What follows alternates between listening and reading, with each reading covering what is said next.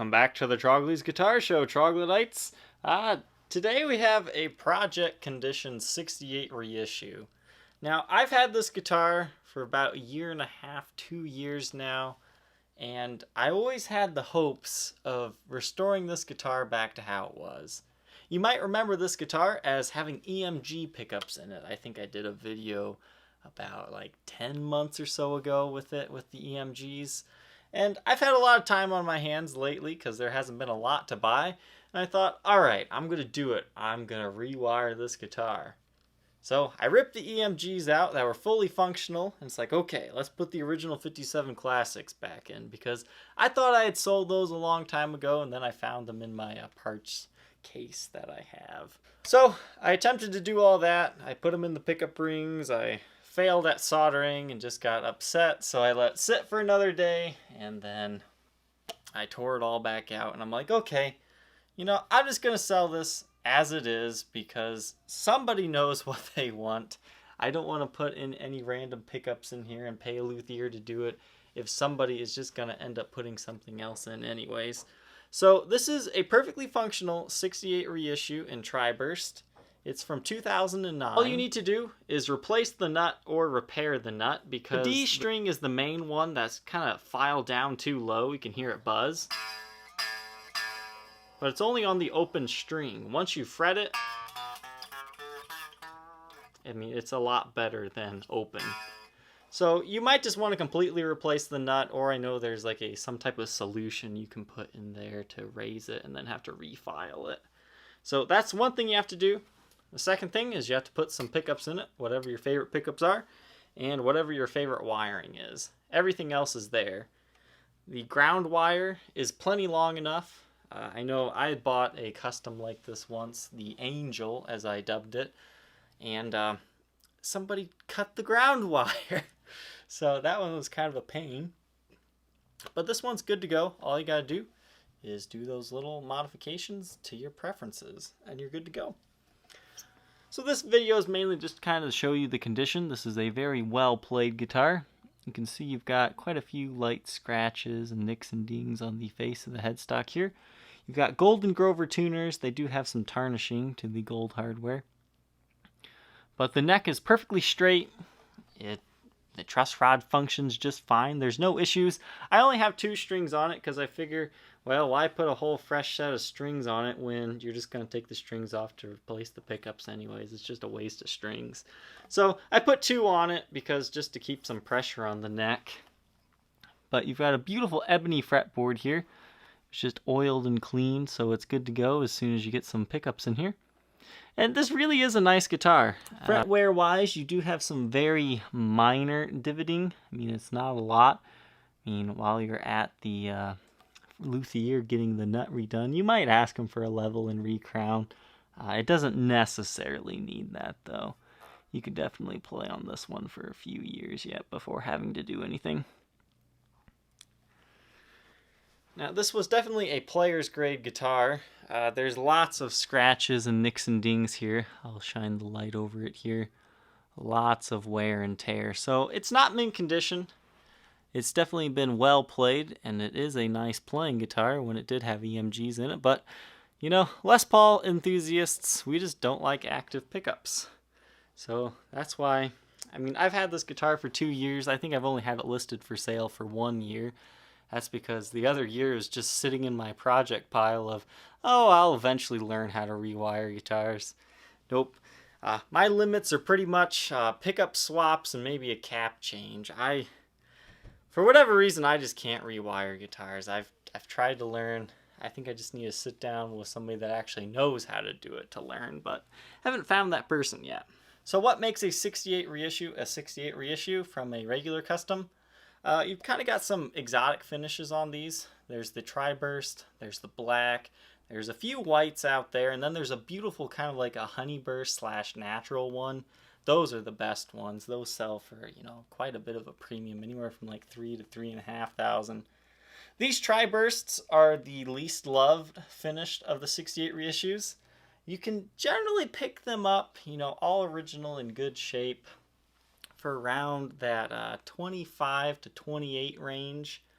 I'm pricing this one at $2,000 in shipping because, you know, once you get pickups in here, you're looking at about a $200 bill, I would say, to get the nut redone and pickups and electronics put in.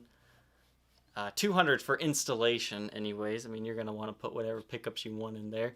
So this is not necessarily, you know, a steal of a deal, but it's a really good deal for somebody in order to get the custom that they want.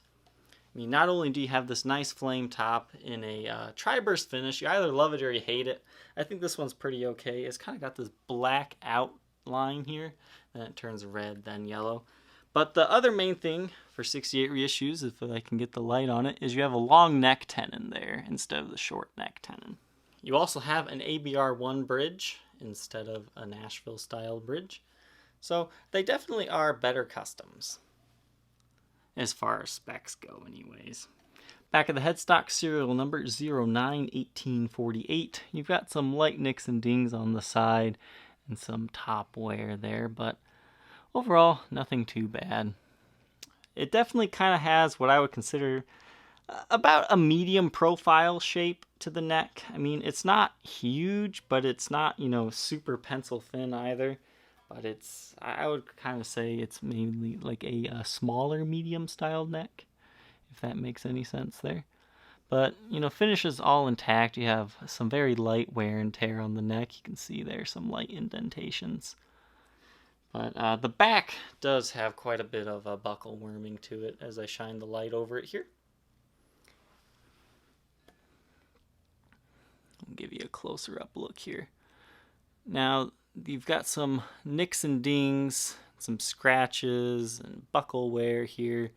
But, you know, it's a well-loved custom. You don't have to be scared to play this one. But it definitely does have some wear and tear. So if you're looking for a cleaner one, you might be better off just, you know, getting one that is complete.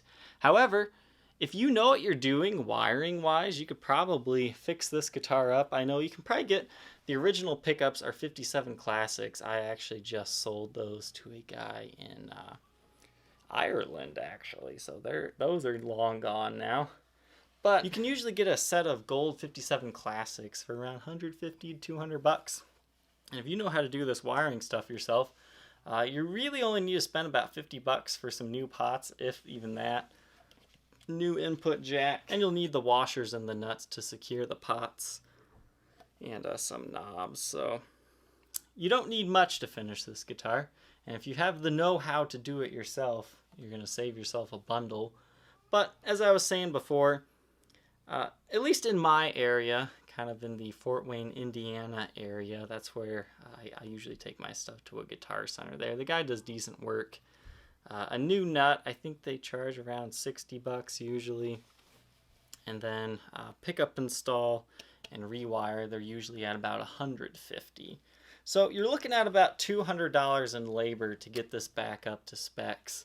Plus around, you know, $40 to $50 to get that there. And the pickups. What I would actually suggest is buying one of those pre-wired harnesses. And then all you gotta do is kind of screw them into place, get the washers to put them in there, and then you should be pretty good to go there. Wiring pickups in is not that hard. It really isn't. The only thing where I really struggle personally is I don't quite understand the three-way switch wiring yet, because some of them, like wiring wise, it's different for a lot of the three-way switches, because some have that like metal shielding tin plate where they kind of connect in the middle. Some, the input jack just goes in there. But I don't know, it's the three-way switch and the input jack that prevent me from, I think, being able to actually wire a guitar. But if you know how to do that, great. One thing I do want to mention is, for whatever reason, there is some finish checking stemming kind of right here. I don't know if you can see that or not, but it's stemming from like the studs here. That probably means like this guitar took a boom like that, and you just got a little bit of finish checking there. It's not too bad, but it is there, and I want you to be aware of it. So overall, if you know how to rewire this guitar, or you're really looking for a guitar that you can really customize within a reasonable budget, this is definitely a good option for someone. 68 reissues in general, I do suggest them. if you're not really worried about the finish, these Tribursts are usually the most economical ones, because for whatever reason, not a lot of people love this finish because it's just a little bit too different, and the other ones typically sell for a lot more. So you might want to take it and even refinish it to a more beautiful color if that's the way you feel. We'll take a quick look under blacklight here. There are no breaks, cracks, or repairs to this guitar, so it's definitely solid. I think there's a headstock repaired one for about the same price as this one. I think at that point you might as well just buy this one and put whatever pickups you want in it, because then you don't have to deal with a headstock repair. But all the finish is good on this one. As you can see there, long neck tenon. You've got some light nicks and dings on the top of the finish. Maybe I can get that finish checking to show up here. It is there, but it's kind of hard to see. You've got a little bit of finish chipping at the top there. Once again, this is a 2009 model. You've got some finish wear on the neck that I'll show you here. So it's definitely been a well-played guitar. Has not been sitting in a closet somewhere forever. So it does have some light finish wear. You can see here that it glows a lot more brightly. That's because the guy was kind of sweating there, and that makes the finish glow like that. So it's definitely been heavily played. But you've got lots of buckle worming on the back, some nicks and dings. I mean, it is a well-played guitar. Take a quick look at the sides here as well. So if you know what you're doing as far as rewiring, this could definitely be a very good option for you. You have some binding bleed on the side here that I kind of forgot to mention. You got it on the treble side right here where the binding is just turned red. I think that's just from the finish leaching out. It also could have been from like a stand, but that usually turns yellow. But you have some on kind of both sides of the guitar. In its current state, it weighs 8 pounds, 13.6 ounces. Once you add pickups and pots back on it, those usually weigh around a pound, so the finished guitar would be a little under 10 pounds. This does come with its original Gibson custom shop case. I mean, it's in well-worn condition. You've got some smudges on it and whatnot, and scratches. But they're definitely really nice cases for form-fitting. When I first got this case, it was in perfect shape. And then right after my initial photo shoot of this guitar, when it still had EMGs, this little ribbon here snapped. So now it kind of sucks that the lid just flops over like that. You can see that this is starting to tear as well. So you might want to repair this if you know how. I think you got to staple it back into this area. But once you do that, the case would probably be just as good as new. But it's a nice, beautiful kind of a velvety plush material, a dark maroon color. And it's in pretty good shape on the inside once you fix that little ribbon there. Now inside here, a business card of mine, but you'll have all the original paperwork, which includes the certificate of authenticity here. So it's a real Gibson and you can prove it because you have a piece of paper.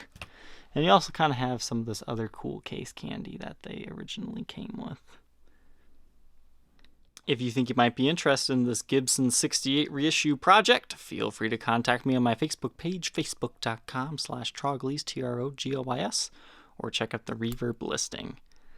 Now, I might get crazy and try to rewire it again, so if you're interested in this, I would suggest picking it up sooner than later, because I might find out a way to put pickups in it, and then I probably will sell it as a complete guitar, but as of right now, it is for sale as a project. Alright, Troglytes, thank you for tuning in. I can't really demo this guitar, so I will see you tomorrow with another episode. Take care.